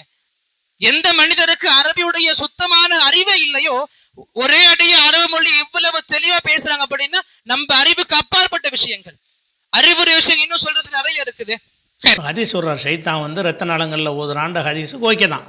அதை வச்சுக்கிட்டு நம்மளை மேலாடுவான்னு சொன்னால் நான் வந்து இருக்கிறேன்னா என் மேலே வேறு சைத்தான் வந்து உட்காந்து நான் போயிடுவேன், அந்த சைத்தானவன் நான் ஆயிடுவேன். அப்படி ஆயிட்டோன்னு சொன்னால் அவனை மாதிரி செயல்களை நான் செய்ய ஆரம்பிச்சிருவேன். அது ஒரு மனிதனுடைய மேலாடுவதுன்னு அதுக்கு பேர் சொல்கிறாங்கல்ல, அந்த மேலாடுவான் என்பதற்கு ஆதாரமாக என்ன செய்கிறாரு, இந்த ஹதீஸை காட்டுறாரு. அதுபோக நடைமுறையில் என்ன செய்கிறாருன்னு கேட்டால், ஒருத்தனுக்கு கிறுக்கு பிடிச்சிருச்சுன்னு சொன்னால் அவன் அரபியே தெரியாது, அரபிலாம் பேசுகிறான், பார்த்தியெல்லாம் எப்படி பேசுகிறான், அவன் குரானை கூட ஓத தெரியாது, அவன் அரபி பேசுகிறான்டா எப்படி பேசுகிறான், அந்த ஜின்னு மேலே ஏறி உட்காந்துக்கிட்டு பேச வைக்கிது அப்படின்றலாம் ஒரு ஆதாரத்தையும் அவன் சொல்கிறார். இதில் 2 விஷயத்தை கவனிக்கணும். ஒன்று வந்து என்னென்னு கேட்டால், இரத்த நாளங்களில் ஓடுறான்னு இருக்குல்ல, இரத்த நாளங்களில் ஓடுறாங்கிறது மேலாடுற அர்த்தத்துக்கு உள்ளதா? மேலாடினாலேயே அவன் வந்து இல்லாமல் போயிடுவாங்க. என் மேலே சைத்தான் மேலாடிட்டான் நம்பிட்டேன்னு சொன்னால் நான் அவுட் ஆகிடுறேன். அதுக்கு பிறகு எந்த காரியம் செஞ்சாலும் நான் செய்யலை, சைத்தான் தான் செய்கிறான்னு வந்துடும். அப்படி மேலாடினானே ஆனால் என்னை குற்றவாளி ஆக்க முடியாது. அதுவும் கிறுக்கனாகிற வேலை தான். மேலாடுவது என்பதும் பைத்தியமாக்குற வேலை. பைத்தியமாக்குற வேலையை செய்தான் செஞ்சான்னு சொன்னால் அதுக்கு பிறகு செய்கிற எல்லா காரியமும் செய்தான் தான் செஞ்சானே தவிர நான் செய்யலை, அப்படி எல்லாம் எடுத்துக்கிறவான்னு வந்துடும். அப்போ செய்தான் அதை செய்வானா? கிறுக்கன் ஆகிட்டானா, கிறுக்கனுங்கிறக்காக நீங்கள் நல்லா மன்னிப்பாங்கிற அது விஷயம் தானே. ஆனால் இவங்க வாதப்படி செய்தான் தான் அதை செய்கிறான்னு வச்சுக்கிட்டீங்கன்னு சொன்னால் செய்தான் அதை செய்ய மாட்டானே. கிறுக்கனாக்குன்னு அவன் லாஸில் அது மேலாடுனால கிறுக்கனாக்குறது தானே. மேலாடுன்னு சொன்னாலே நான் வந்து என்னை நான் இழந்துருவேன். அவன் என் மேலே உட்காந்துக்கிட்டு என்னுடைய உடம்பை அவன் பயன்படுத்துறதுனால தான் அவன் அரபியில் பேசுகிறான், நானும் பேசுகிறேன்ற மாதிரிலாம் ஒரு காரணத்தை அவர் சொல்கிறார். முதல் விஷயம், இந்த ரத்தத்தில் எல்லாம் சைத்தான் ஓடுறான்னு ரசூலுல்லாஹ் சொன்னாங்களே, எப்போ சொன்னாங்க? இது புகாரில் 2038வது ஹதீஸு, 2039வது ஹதீஸு, 3281, 7171 ஆகிய ஹதீஸுகளில் இந்த செய்தி வருகிறது. அதில் என்ன வருதுன்னா, ரசூல் ஸல்லல்லாஹு அலைஹி வஸல்லம் அவர்கள் வந்து ஏத்திகாஃப் இருக்கிறாங்க பள்ளியாசல் இருக்கும்போது அவங்க மனைவி அவங்கள பார்க்குறதுக்கு வரும்போது வீட்டுக்கு வாசலில் வந்து பள்ளியாசலுக்கு வெளியே நின்று என்ன செய்கிறாங்க, அவங்க மனைவிட்ட பேசிகிட்டு இருக்கிறாங்க. பள்ளியாசல் மனைவி வாசல் நிற்கிறாங்க, மனைவி சஃபியாட்ட பேசிகிட்டு இருக்கிறாங்க. அப்படி பேசிக்கிட்டு இருக்கும்போது 2 ஆட்கள் ரசூலுல்லாஹ் கடந்து போகிறாங்க. போகும்போது ஒரு டைப்பை பார்த்துட்டு போகிறாங்க. இருட்டில் வந்து ஒரு பெண்ணோட ரசூலுல்லாஹ் பேசுகிறாங்களே, எந்த பெண்ணாக இருக்கும்னு வேறு மாதிரி என்ன மனசில் வருது அவங்களுக்கு. அப்படி போகிறாங்க. ரசூலுல்லாஹ் அந்த 2 பேர் போகிறத பார்த்துட்டு ரிசலுக்கு நில்லுங்க அப்படின்ட்டாங்க. நில்லுங்க வாங்க அப்படின்னு கூப்பிட்டு, இது மனைவி சஃபியா தான் அப்படிங்கிற நல்ல ஒரு என்ன சொல்கிறீங்க, எனக்கு தெரியும்ப்பா சைத்தான் ரத்தனாலலாம் ஓடுறான், உங்கள் உள்ளத்தில் ஏதாவது அதிலே சொல்ல காரணத்தை சொல்கிறாங்க. என்ன சரி ஒயின்னி, அதாவது இன்ன சைத்தான எஜரி மினல் இன்சானி மஜர தமி வரைக்கும் அவர் சொல்கிறாரு. அதுக்கு பிந்தி ஒன்று ரசூலுல்லாஹ் சேர்த்து சொல்கிறாங்க. எப்படி? ஒயின்னி ஹஷீத்து, நான் அஞ்சினேன், ஐயுல்கேஃபி அம்புசிக்குமா செய்யா, உங்களுடைய மனசில் ஏதாவது தப்பான எண்ணத்தை போட்டுருவான் என்று நான் பயந்தேன். எதுக்கு என் மனைவி சஃபியான்னு சொன்னாங்கன்னு சொன்னால் அதை விட்டு கடந்து போய் வேறு மாதிரி பேசுவாங்க. யார்கிட்ட பேசிகிட்டு இருப்பாங்க, இருட்டில் நின்றாங்களே, இந்த பொம்பளை யாராக இருக்கேன் அப்படின்னு சைத்தானத்தையாவது போட்டுருவான். அதுக்கு தான் நானே கூப்பிட்டு சஃபியான்னு சொல்லிட்டேன் அப்படிங்கிறாங்க. அப்போ இதில் என்னத்தை சொல்கிறாங்க, ரத்தத்தில் ஓடுறானுக்கு அர்த்தம் ரசூலுல்லாஹ் சொல்லிவிட்டாங்க. ரத்தங்களெல்லாம் ஓடுறான் என்றால் மேலாடுறான்ற அர்த்தத்தில் சொல்லலை. ரத்தங்களில் ஓடுறான் என்று சொன்னால் மனசில் தப்பான எண்ணத்தை, அதுதான் இருக்குன்னு ஒத்துக்கிறோமே, மனசில் தப்பான எண்ணத்தை போடுறது சைத்தானுடைய வேலை, அதுதான் நடக்குமே தவிர நீங்கள் மேலாடுறது வேறு டாபிக் இல்லை. மேலாடுறது அவனே காலி ஆகிடுறானே. எப்போ நீங்கள் மேலாடுறான்னு சொல்லிட்டீங்களோ அந்த மனிதன் அவுட் ஆகி வேறு ஒரு சைத்தானில் வந்து உட்காந்துடுறாங்கிறீங்க. அப்போ அந்த உடலையே சைத்தானுடைய உடலாவில் ஆகிடுது. அப்படி வேலையை செய்ய மாட்டானே சைத்தான் தான், எனக்கு அதிகாரம் இல்லைங்கிறானே. அதை ஒரு விஷயத்தை நீங்கள் பார்க்கணும். அதுக்கு என்ன செய்கிறாருன்னு கேட்டால், அரபிலாம் பேசுதுங்கிறார். நீ எந்த கிறுக்கன்ட்டையா என்னை கூட்டிகிட்டு போ அரபி பேசுகிறேன்னு பார்ப்போம். எவன் வந்து அரபி பேசுகிறான்னு சொல்லி என்கிட்ட கூட்டிகிட்டு போ பார்ப்போம். அரபி பேசுகிறான்னு சொல்லி இந்த கூமுட்டைகள் விளங்காத ஒருத்தன் அவன் உளர்றான், கிறுக்கு பிடிச்சா உளர ஆரம்பிச்சிடுவான். உளர்றது என்ன செய்கிறாங்கன்னா, அவங்களுக்கு தெரியாத பாஷையில் பேசணுன்னா அரபி பேசுகிறான், மலையாளம் பேசுகிறான்பாங்க. அவன் பேசுகிற மலையாளம்னா மலையாளம் தெரிஞ்சவன் தான் தீர்மானிக்கணும். அரபி மொழி பண்டிதர்கள் போய் சோதனை பண்ணி அவன் அரபி தான் சுத்தமான அரபி தான் பேசுகிறான்னு கண்டுபிடிச்சாங்களா? ஏதோ பல வார்த்தைகளுக்கு கேட்ட வார்த்தைகள்லாம் என்ன செய்யும், ஒரு கண்ட்ரோலில் இருக்கும். அறிவு இருக்கும்போது அறிவு இழந்துருச்சின்னு சொன்னால் ரெக்கார்ட் ஆனதெல்லாம் அப்படி வந்துக்கிட்டே இருக்கும். அதில் பல லாங்குவேஜ் கலந்து சொற்கள்லாம் வரும். அது பைத்தியத்தினால் ஏற்படக்கூடிய அந்த கண்ட்ரோல் பண்ணக்கூடிய தன்மை இழந்துருச்சின்னு சொன்னால் ரெக்கார்டான அம்புட்டுமே வெளியே வந்துக்கிட்டே இருக்கும். அதுதான் உளறலுங்கிறது. இந்த மாதிரி என்ன செய்கிறாங்கன்னா, ஒரு சம்பவத்தை சொல்வதாக இருந்தால், டாக்டர் கோவன் ஒருத்தர் இருந்தார் இலங்கையில், மனக்கோலம்னு ஒரு புத்தகம் எழுதியிருக்கிறார். அவர் ஒரு பகுத்தறிவாளர் தான். அவர் இந்த பேய் பிசாசுக்கு எதிராக கடுமையான ஒரு விஷயங்களை செயலாற்றுன்னு ஒரு ஆள். அவர் என்ன செய்கிறாங்கன்னு கேட்டால், இலங்கையில் ஒரு ஆளுக்கு பேய் பிடிச்சிருச்சான். பேய் பிடிச்சவொன்னே அவர் மலையாளம் பேசுகிறாருன்னு பரப்பி விட்றாங்க. ஊர் பூரா என்ன செய்யுது, இலங்கையில் உள்ளவங்களுக்கு சிங்களம் தெரியும், தமிழ் தெரியும், மலையாளத்து தெரிய வாய்ப்பே இல்லை. ஆனால் இலங்கையில் பேய் பிடிச்சவன் வந்து மலையாளம் பேசுகிறான். ஏன்டா மலையாள ஜின்னு வந்து உட்காந்துருச்சு, அவனுக்கு மலையாள சைத்தான் வந்து மேலாடுதுன்னு சொல்லி பரப்பி விட்டாங்க அவர் வாழ்ந்த காலத்தில். அவர் என்ன செய்கிறாரு, அதை கேள்விப்பட்டு தேடி அங்கே போகிறார், அதை போய் நம்ம பார்த்துருவோன்னு சொல்லி. ஏன்னா அந்த கோவூர் என்பவர் வந்து பூர்வீக மலையாளத்திலிருந்து இலங்கைக்கு போனவர். அதனால் என்ன செய்கிறாருன்னா, மலையாளம் பேச நான் பார்த்துட்றேன் அப்படின்னு போகிறாரு. போய் என்ன செய்கிறாருன்னு கேட்டால், அவரை சோதிப்பதற்கு போன உடனே வந்து அவர் பேசின மலையாளத்தை கேட்டபோது அதில் ஒரு வார்த்தை கூட மலையாளம் சொல்லல. மலையாளம் பேசுகிறதா மக்கள் பரப்புனாங்கல்ல, உளறலை தான் என்ன செய்கிறாங்க, மலையாளம் நினச்சிக்கிட்டாங்க. நமக்கு தெரியாத பாஷையாக இருந்தால் என்ன செய்வோம், ஏதாவது பேரை சொல்லுவோம்ல, அப்படி போய் டெஸ்ட் பண்ணி இது வெறும் உளறலை தவிர ஒன்றும் இல்லை என்று அவர் கண்டுபிடித்தன்னு சொல்லி அந்த மனக்கோலம்னு புஸ்தகம் கிடைக்க வேண்டாம், படித்து பாருங்கள். மனக்கோலம்னு சொல்லி கோவூர் எழுதின புஸ்தகம் என்கிட்டே முந்தி இருந்துச்சு, இப்போ இல்லை. அப்போ அந்த மனக்கோலம்ங்கிற அந்த புத்தகத்தில் என்ன செய்கிறார், கோவூர் எழுதியிருக்கிறார். என்ன எழுதுகிறாரு, மலையாளம் பேசுவதாக சொன்னார்கள், எனக்கு மலையாளம் தெரிஞ்சால் நானே அங்கே போனேன், அவன் பேசுகிறத நான் கேட்டேன், ஒரு வார்த்தை கூட மலையாளம் இல்லை. அந்த மாதிரி தான் இவர் சொல்லக்கூடிய அரபி, துல்லியமாக அரபி பேசுவார்.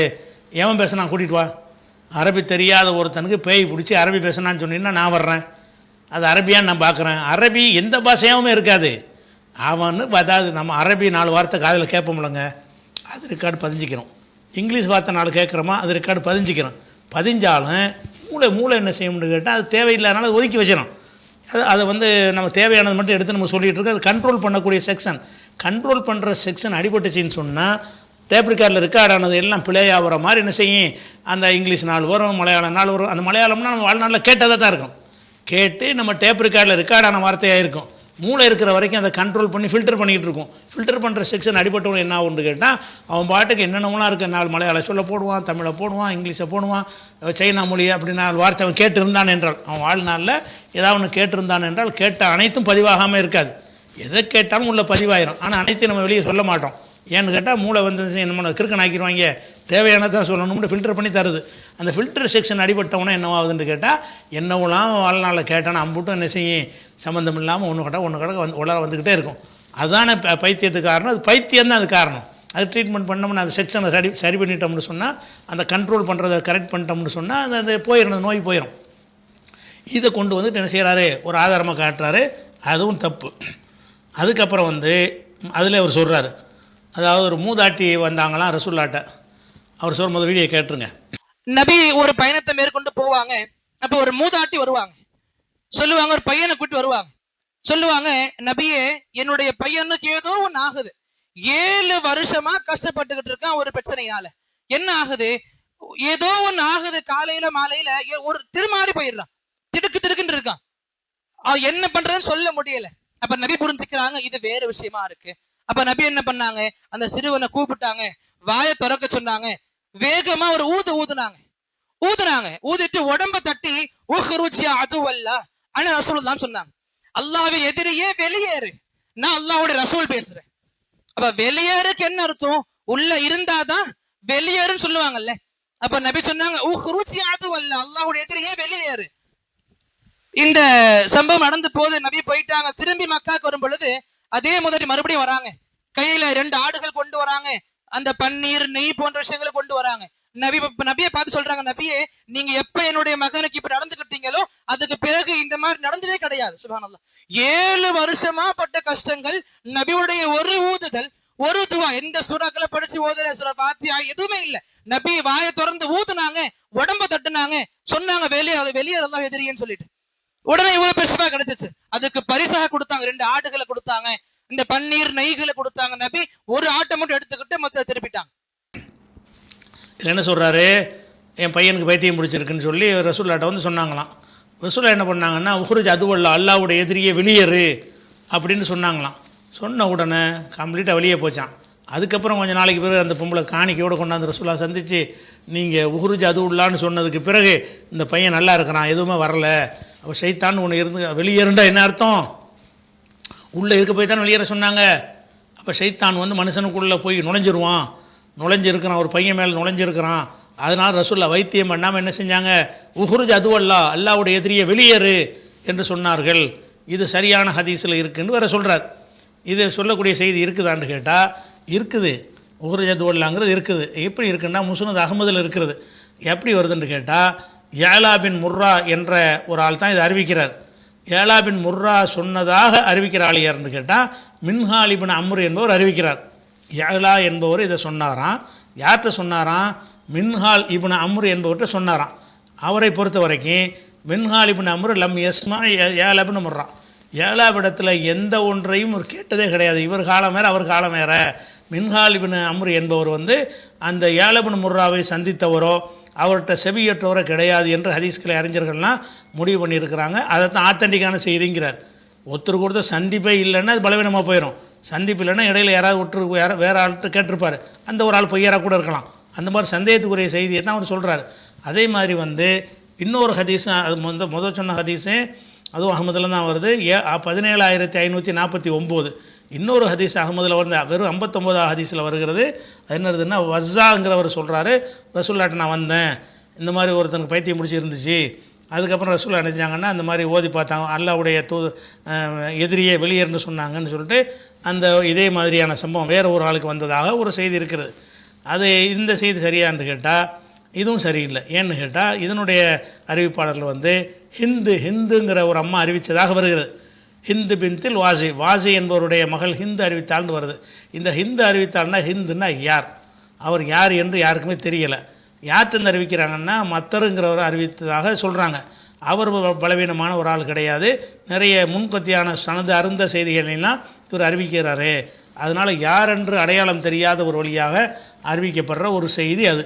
அது போக இது குர்ஆனுக்கு மாற்றமாக இருக்குது. எப்படி மாற்றமாக இருக்குது?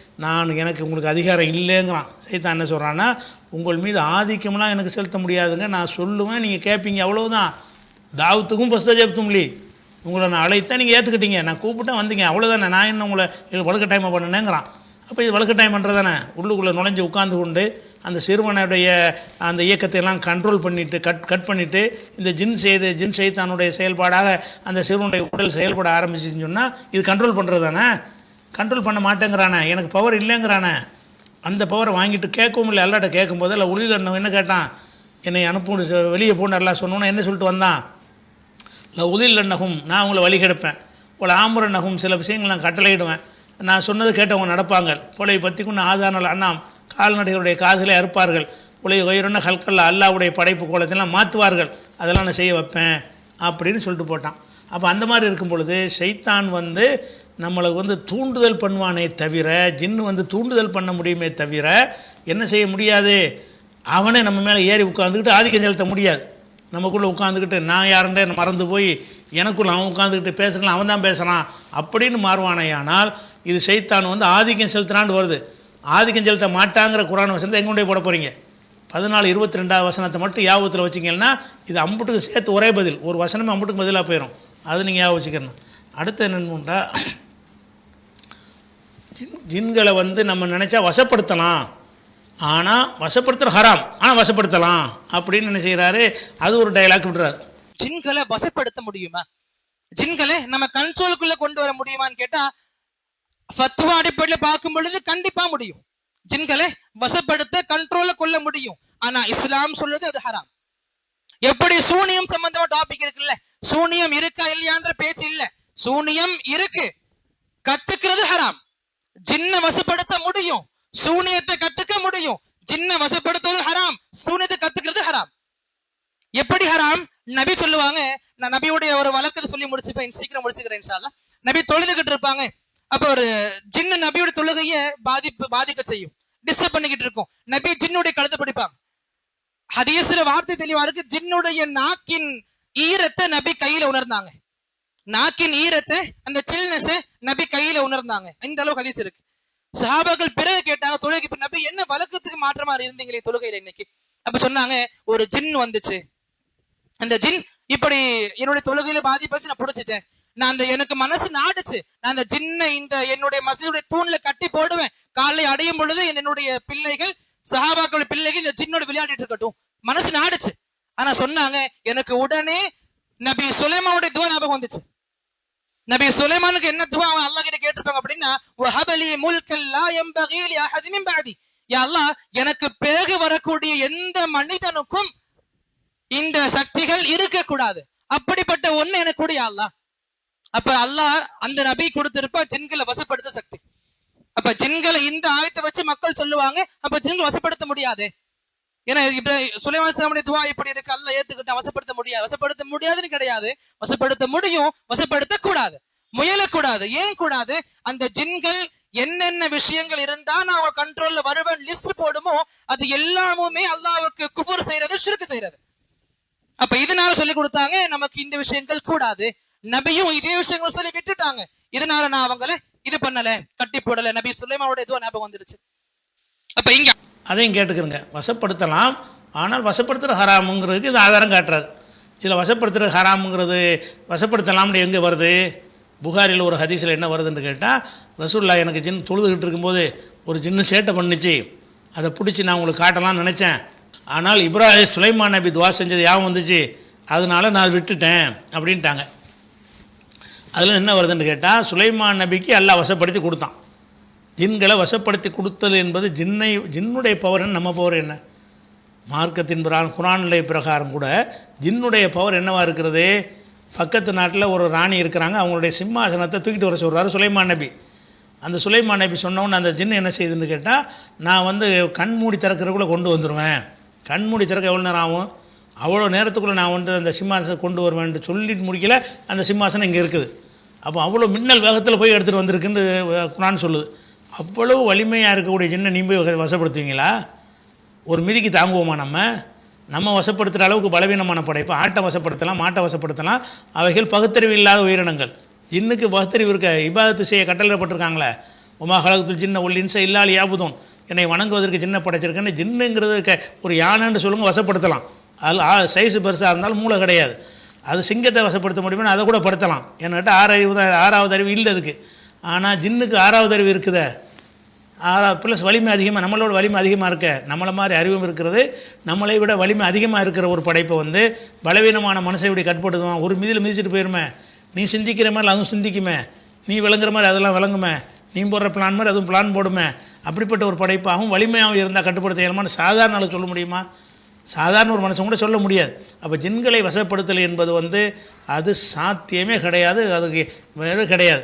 அப்போ வந்து சுலைமான் நபி விஷயத்துக்கு என்ன வருதுன்னு கேட்டால், சுலைமான் நபிக்கு வந்து ஜின்னை வசப்படுத்தி கொடுத்தான்ல, அதை பற்றி குர்ஆனில் வந்து சொல்லும் பொழுது, அதாவது மினன் ஷையாத்தீன் மை யகூஸூன லஹு, சைத்தான்களில் அவருக்காக முத்து குளிக்கக்கூடியவர்கள்லாம் இருந்தார்கள். யாமனூன் அமலன் தொழுதாளிக்க, இது அல்லாத வேறு பல காரியங்களையெல்லாம் சுலைமான் நபிக்கு செஞ்சு கொடுப்பார்கள். அதை சொல்லிட்டு அல்லாஹ் சொல்கிறான், ஓ குன்னாலஹும் ஹாஃபிதீன், அந்த ஜின்களுடைய நடவடிக்கைகளை நம்ம கண்காணித்து கொண்டே இருந்தோம். 21:82 வசனத்தில் சுலைமான் நபிக்கு வசப்படுத்தி கொடுத்துட்டு, சுலைமான் நபிக்கு பயந்துட்டு ஒழுங்காக நடக்கலை, நான் கண்காணிச்சிட்டே இருந்தேன், டேய் மீறினேன் தொலைச்சிருவேன் என்று ஒரு அச்சத்தை போட்டு மலக்குகள் மூலமாக ஏதோ ஒன்று செஞ்சு கண்காணிக்க ஏற்பாடு பண்ணிட்டு தான் ஜின்கள் எல்லாம் வசப்படுத்தி கொடுத்தான். அப்போ ஜின்கள் வந்து சுலைமான் நபிக்கு பயந்துக்கிட்டுலாம் செய்யலை, நாம் கண்காணிச்சிக்கிட்டு இருந்தோம். அதே மாதிரி எல்லாம் என்ன செய்கிறான்னு கேட்டால், இன்னொரு இடத்துல எல்லாம் சொல்லி காட்டுறான். அதாவது எப்படி சொல்கிறான்னு கேட்டால், பீதினி உமினல் ஜின்னி, இது 34:12 வசனத்தில் இருக்கிறது. ஜின்களில் மையாமலு பைன எதைஹி, அவருக்கு முன்னால் பீதினி ரப்பிஹி, இறைவனின் கட்டளை பிரகாரம் பல காரியங்களை செய்து கொடுக்கக்கூடிய ஜின்கள் இருந்தார்கள். ஒமை எசுகு மின்ஹுமன் அமரினா, நமது கட்டளையை எந்த ஜின்னாவது மீறுமையானால் நுதிக்குஹுமின் அதாபி சாயிர், கடும் நரக வேதனை அளித்து விடுவோம் என்று எச்சரிக்கை பண்ணியிருந்தோம். அதுக்கு பயந்துக்கிட்டு தான் ஜின்கள் வந்து சுலைமான் நபிக்கு கட்டுப்பட்டாங்கங்கிறான். அப்போ சுலைமான் நபி கட்டுப்பட்ட விஷயத்தை 34:12 வசனத்துலையும் 21:82 வசனத்தையும் நல்லா சொல்லும் பொழுது, ஜின்களுக்கு நான் ஆர்டர் பண்ணியிருந்தேன், கண்காணிச்சிட்டு இருந்தேன், மீறினா தொலைச்சிடுவேன் எச்சரிக்கை பண்ணியிருந்தேன். அதன் காரணமாகத்தான் சுலைமான் நபிக்கு அல்லாஹ் வந்து என்ன செஞ்சான், ஜின்களை கட்டுப்பட வச்சான் இருக்குது.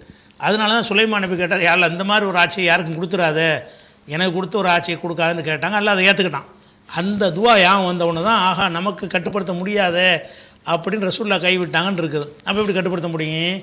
அல்லாஹ் கட்டுப்படுத்தி கொடுத்தா தானங்க முடியும். அல்லாஹ் சுலைமான் நபிக்கு தானே கட்டுப்படுத்தி கொடுத்தான், வேறு யாருக்கும் ஜின்னை வந்து இயல்புல கட்டுப்படுத்த முடியாது. அல்லாஹ் நாடினால் எனக்கு வந்து பேச்சுக்காக வேண்டி எனக்கு இறைவன் ஜின்னை கட்டுப்படுத்த நாடுனா அந்த ஜின்னுக்கு ஆர்டர் பண்ணிவிட்டு இந்த சொல்லிட்டேன் நீ கொஞ்சம் சொல்லி நடப்பாங்கன்னு என்கிட்ட சொல்லிடுவான். அப்போ எனக்கு மட்டும் அது கட்டுப்படும், அது எனக்காக கட்டுப்படாது. அல்லாஹ்வுடைய ஒரு கண்காணிப்பு இருக்குங்கிறது தெரிஞ்சுக்கிட்டு, கண்காணிக்கிறதுக்குன்னா மலக்கெல்லாம் நியமிச்சிடுவான்ல, அதெல்லாம் ஜின்களுக்கு தெரியும்ல, நம்மளை பார்க்குறாங்க, வலிமையான ஆளை கொண்டு எல்லாம் கண்காணிக்கிறான் அப்படிங்கிற ஒரு பயத்தை ஏற்படுத்தி தான் ஜின்களை வந்து மனிதனுக்கு வசப்படுத்தி கொடுத்தானே தவிர அது சுலைமான் நபிக்கு மட்டும்தான், வேறு யாருக்கும் கொடுக்காதுன்னு துவாவும் செஞ்சிட்டார் அவர். அதுக்கு முந்தி யாருக்கா கொடுத்துருந்தா கூட பிரச்சனை இல்லை, எனக்கு பிறகு இந்த ஒரு மாதிரியான ஒன்றை எவருக்கும் கொடுத்துறாதல்லா அப்படி ஒரு துவா செஞ்சார். ரப்பி ஹபுலன் ஹப்லி முல்கன் லா எம்பகையில் அஹதி மிம்பாதி, எனக்கு பிறகு யாருக்கும் இல்லாத ஒரு அதிகாரத்தை எனக்கு கொடுன்னு அவர் கேட்டார். அந்த அடிப்படையில் தான் அவருக்கு ஜின்களை வசப்படுத்தி கொடுத்தாங்க. அப்படி இருக்கும்போது இவர் ஜின்னை வசப்படுத்தலாங்கிறார். ஜின்னை என்ன செய்யலாம்? வசப்படுத்தலாம். அதுக்கெல்லாம் சில சிற்கான குஃப்ரான வார்த்தைகளை சொன்னால் வசப்படுத்தலாம். ஆனால் ஹராமு வசப்படுத்தலாம் அப்படிங்கிறார். சரி, வசப்படுத்தல் ஹராம்னு வச்சுக்கிறோம். அது வசப்படுத்த முடியுமான்னு ஒரு டெஸ்ட் பண்ணிடுவோமா? எவன் ஜின்னை வசப்படுத்தியிருக்கான்னு அவனை கூட்டிகிட்டு வா. நமக்கு தானே ஹராமு. ஆனால் அதை நம்பாதவன் வசப்படுத்தி வச்சுருக்கான்னு சொல்லிட்டு இருக்கான்ல, அவனை கூட்டிகிட்டு வா. நான் டெஸ்ட் பண்ணி அவன் ஜின்னு இல்லைன்னு நான் காட்டுறேன். ஜின்னை வசப்படுத்தி வச்சுருந்தான்னு சொன்னால் ஜின்னு செய்கிற வேலையை செய்யலும்னுங்க. அவர் ஜின்னு வசப்படுத்தணும்னு கூட்டிகிட்டு வா. நான் அருவாள் எடுத்து வெட்டுவேன். அவன் ஒன்றும் செய்யக்கூடாது. ஜின்னு தான் தடுக்கணும். தடுக்க சொல்லி பார்ப்போம். அவர் ஜின்னு வசப்படுத்தி வச்சுக்கிறாள் என்கிட்ட கூட்டிகிட்டு வா. நான் ஒரு அருவாளை எடுத்து அவனுடைய கழுத்தை கட்ட செத்துருவான். வேணாம், கையை வெட்டுறேன். கையை வெட்டும்போது அவன்கிட்ட சொல்லிட்டே வெட்டுறேன். ஆனால் அவன் என்ன செய்யக்கூடாது? கையால் தடுக்கக்கூடாது. அவன் ஜின்னை விட்டு தடுக்க சொல்லணும். நான் வெட்டுவேன், அந்த ஜின்னு கத்தியை பிடிக்கணும். அப்படி அவர் டெஸ்ட் பண்ணால் தெரிஞ்சு போயிடுவான் இல்லையா? ஜின்களுக்கு அவ்வளோ பவர் இருக்கா இல்லையா? அல்லது என்ன செய்யணும்? நான் அந்த ஜின்னு வசப்படுத்துறேன்னு நான் கேட்பேன். அடே, ஜின்னு வசப்படுத்தி ஹராமாச்சு, நாங்கள் செய்யக்கூடாது. நீ ஜின்னை வசப்படுத்தி வச்சுருக்கிற, நீ போய் என்ன பண்ணுன்னு கேட்டால், அந்த கோளாறு தங்க வயல் இருக்குல்ல, அதுலேருந்து ஒரு 200 கிலோ தங்கத்தை கொண்டு வான்னு நான் சொல்கிறேன். சொன்னால் கொண்டு வரணும். ஜின்னு வசப்படுத்தினா உங்கள்கிட்ட 100க்கும் 50க்கும் பிச்சை வாங்கிட்டு தெரியுறான். அப்போ ஜின்னை வசப்படுத்தினவன் என்ன செய்யணும்? நான் சொன்னதையெல்லாம் செய்வானே, அவன் செஞ்சிட்டான்னு சொன்னால் வசப்படுத்துகிறான்னு அர்த்தம். அப்போ ஜின்னுடைய பவர் என்ன நமக்கு சொல்லப்பட்டிருக்கிறது. சுலைமான் நபி சொன்ன மாதிரி கண்மூடி திறப்பதற்குள்ளே எங்கேயோ உள்ள ஒன்றை கொண்டு வந்துடும் இருக்கா இல்லையா? இப்போ வெள்ளை மாளிகையில் உள்ள ட்ரம்பு உட்காந்துருக்கிற சேரை கொண்டு வாண்டா, அது கொண்டு வந்து தந்துடும் எனக்கு கண்மூடி திறக்கிறதுக்குள்ளே. அப்படி ஒருத்தன் என் முன்னாடி செஞ்சு காட்டினான்னு சொன்னால் அவன் ஜின்னை வச்சுருக்கான்னு நான் விளங்கிக்கிடுவேன். அப்படி நிரூபிச்சு பாரு. என்னமோ நிரூபிக்கப்பட்ட உண்மை மாதிரி பேசுகிறார். கப்ஸா அடிச்சுக்கிட்டு இருக்கிறாங்க ஜின்னு வச்சுக்கிறோன்னு சொல்லி அதை நம்பிக்கிட்டு அது வசப்படுத்த முடியும். ஆனால் வசப்படுத்தக்கூடாது, ஹராம். அது வசப்படுத்த 7 மாண்டா 7. அது சிற்கான சில காரியங்களை செய்யும்போது ஜின்னு வசப்பட்டோம்னு விட்டு அடிக்கிறாரு. தான் எங்கே அது எடுத்த? ஜின்னை வசப்படுத்தலாங்கிறதுக்கு என்ன ஆதாரம்? அவன் தான் சொல்கிறான் எனக்கு பவரே இல்லைங்கிறானே. நான் எந்த சுல்தான் மாக்கானிலே அழைக்கும் என் சுல்தானின், உங்கள் மீது எனக்கு எந்த பவரும் இல்லை. இல்லான் தவுத்துக்கும், நான் உங்களை கூப்பிட்டேன். ஃபஸ்ட்டு ஜபத்தும்லி, அதை ஏற்றுக்கிட்டீங்க. அதை தவிர எனக்கு உங்களுக்கு ஒன்றும் கிடையாதுன்றானே. அப்போ எப்படி என்னை வசப்படுத்துவான் அவன்? எப்படி நான் எப்படி அவனை வசப்படுத்துறது? அதுவும் பொய்யா தான் சொல்கிறார். அதனால் இந்த ஆதாரமும் தப்பாக போயிடுது. அதே மாதிரி அடுத்து ஒன்று சொல்கிறார். ஒரு பெண்ணுக்கு வலிப்பு வரும்ல, ரசூலோட கேட்பாங்கல்ல, வலிப்பு வரும்போது அவர் ஆடையெல்லாம் விலகிறது. அதனால் எனக்கு நீங்கள் வலிப்பு துவா செய்யுங்கன்ன ஒன்று நான் துவா செய்கிறேன். ஆனால் நீ சபுர் செஞ்சுட்டா உனக்கு சொர்க்கம் கிடைக்கும் அப்படிம்பாங்க. இல்லை நான் சபுர் செஞ்சுக்கிறேன்ருவாங்க. அப்போ அந்த அம்மா கேட்பாங்க, எனக்கு ஆடை விலகாமல் இருக்கிறது மட்டும், வலிப்புக்கு நீங்கள் பிரச்சனை இல்லை, ஆடை விலகும் போது பொது இடத்துல நான் விழுந்துடுறேன், அதுக்கு மட்டும் நீங்கள் துவா செய்யுங்கன்னு ரசூல் அதுக்கு துவா செய்வாங்கன்னு அந்த ஹதீஸை பல தடவை நம்ம கேட்டிருப்போம். புகாரி, முஸ்லீம் உட்பட எல்லா நூல்களையும் வந்திருக்கிறது. அந்த ஹதீஸை அவர் சொல்லிவிட்டு, இந்த இதுக்கு காரணம் அது ஜின்னு பிடிச்சதான் காரணம், அது பஜாரில் வந்திருக்குங்கிறார். அவர் பாயிண்ட் அதுக்கு தான் கொண்டு வர்றார். இந்த விலகுனதுக்கு, ஆடை விலகி காக்கா வலிப்பு வர்றது காரணம் என்னென்னு கேட்டால் ஜின்னு மேலாடி இருந்துச்சு அப்படின்னு என்ன செய்கிறாரு, பஜாரில் ஒரு அறிவிப்பு வந்திருக்குன்னு அவர் சொல்கிறார். அது கேட்டீங்களா அந்த வீடியோ? அப்போ இந்த அறிவிப்பு சம்பந்தமான வரக்கூடிய செய்திகள்ல பஜார்னு சொல்லக்கூடிய புத்தகத்துல சஹீஹான ஹதீஸ் அடிப்படையில் வந்த செய்தி என்ன அப்படின்னா, அந்த பெண்மணிக்கு ஜின்னுடைய தாக்குதல் இருந்துச்சு. ஜின் அந்த பெண்ணின் மீது உடம்புல ஏறும். அந்த வலியை எப்படி வெளிப்படுத்த முடிய தெரியாம உடம்புல வலிப்பு வரும். அப்ப ஜின்னுடைய தாக்கம் இருந்த காரணத்தினால அந்த பெண்மணி இந்த ஷிகாயத்தை கொண்டு வந்தாங்க. நபி இப்படி சொன்னாங்க, சொர்க்கம் கொடுக்குறேன்னு உடனே, சொர்க்கத்துக்கான கேரண்டி கொடுக்குறேன்னு உடனே என்ன சொன்னாங்க, நான் வலியை தாங்கிக்கிறேன், நான் சொர்க்கத்தை கொடுங்க நபி. அப்ப எந்த அவர் சொல்ல எப்படி அபுதாவுல முஸ்னதுல் பஸாரில் வருது எப்படின்னா, ஜாத் இம்ராத்துன் பிஹா லமமுன். லமமுன்னா ஷைத்தானுடைய தீண்டுதல் லமம்பாங்க. அது ஷைத்தானுடைய தீண்டுதல் ஏற்பட்ட ஒரு பெண் ரசூல்லாட்ட இந்த மாதிரி எனக்கு துவா செய்யுங்க அப்படின்னு கேட்டாங்கன்னு ஒரு செய்தி போட்டு, இதுலேருந்து என்ன வழங்குதுன்னு கேட்டால், அந்த பொம்பளைக்கு காக்கா வலிப்பு வந்தது காரணமே அது நோய் கிடையாது, ஜின்னு போய் பிடிச்சிருச்சு, ஜின்னு பிடிச்ச காரணத்தினால்தான் அது நடந்துச்சின்னு சொல்லி இந்த பஸாரில் வர்றதை வச்சுக்கிட்டு அம்புட்டு ஹதீஸுக்கும் விளக்கம் கொடுக்குறாரு. எல்லா ஹதீஸ்லையும் வந்தது காக்கா வலிப்புன்னு வருது. காக்கா வலிப்புக்காக தான் துவா செய்ய சொல்கிறாங்க. ஜின்னுண்டாலே அந்த ஹுருஜ் அதுவல்லா அல்லாவுடைய எதிரியை ஓடுனா ஓடி போயிருமே, அது அப்படிப்பட்டது கிடையாது. இன்னும் சொல்ல போனால் காக்கா வலிப்பு வர்றதுலாம் ஜின்னுடைய ஆதிக்கத்தில் உள்ளதா? ஜின்னுடைய ஆதிக்கத்தில் உள்ளதுன்னு நீங்கள் ஓன் சொல்லுப்படி வச்சா கூட, ஜின்னு மேலாடி விட்டது என்றால் பெரிய பெரிய காரியத்தை செய்யணும். ஜின்னு மேலாடி விட்டு எதுக்கு பலவீனமான நிலைக்கு போகிறாங்க? ஜின்னு மேலாடி விட்டு எதுக்கு வலி போடுற அளவுக்கு ஆகுறாங்க?